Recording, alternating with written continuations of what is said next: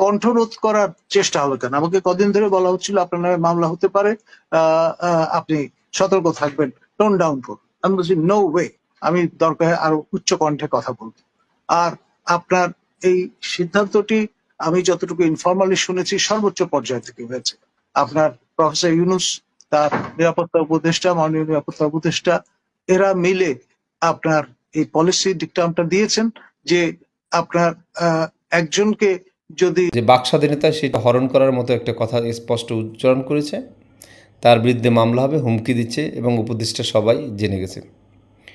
আপনি তো একজন দুর্নীতিবাজ, এই বেগম রোকেয়া বিশ্ববিদ্যালয়ের উপাচার্য ছিলেন এবং আপনি এইখানে বসে বসে দুর্নীতি করেছেন, বিভিন্ন পলিসি মেকিং করেছেন এবং আওয়ামী লীগের পক্ষে 14 সালের নির্বাচন এবং 18 সালের নির্বাচন বৈধতার ক্ষেত্রেও আপনার একটা অংশগ্রহণ আছে।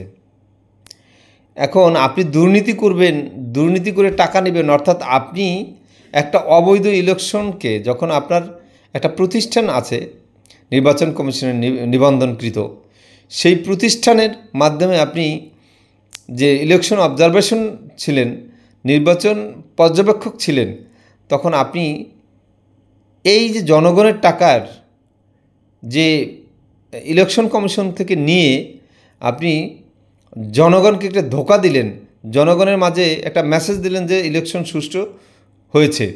এই যে ধোঁকাগুলো দিলেন, এই টাকাগুলো এবং দুর্নীতির মাধ্যমে নিলেন, তার জন্য কি সরকার কোনো ব্যবস্থা নিতে পারে না? দ্বিতীয়ত, আপনি ওখানে প্রজেক্ট করেছেন বেগম রোকেয়া বিশ্ববিদ্যালয়, সেই প্রজেক্টে যাদের টেন্ডার পাইয়ে দিচ্ছেন, সেই টেন্ডারের টাকার একটা অংশদারিত্ব আপনি নিয়েছেন। তো এটা কি দুর্নীতি নয়? আপনি যদি স্বচ্ছ মানুষ, আপনাকে কণ্ঠরোধের জন্য তো আপনাকে আটকায় নাই, গ্রেপ্তার হওয়ার আগে একটা ভুল মেসেজ দিলেন, সেই ভুল মেসেজটা জনগণের কাছে এখন ভুল হিসাবে ঘুরছে। আপনাকে তো কণ্ঠরোধ মানে কথা বলার জন্য আপনাকে অ্যারেস্ট করা হয় নাই, আপনি দুর্নীতি করছেন। সেই দুর্নীতির প্রমাণ হিসাবে আপনার কাছে, জনগণের কাছে দুদকে প্রমাণ করছে, দুদকের কাছে আছে, দুদক মামলা করেছে, দুদক সব কিছু করেছে, দুদক অ্যারেস্ট করে। আপনাকে তো রাজনৈতিকভাবে হ্যারাসমেন্ট করা হয় নাই।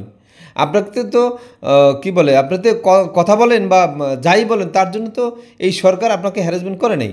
আপনি দুর্নীতিবাজ, তাই গ্রেপ্তার করা হয়েছে।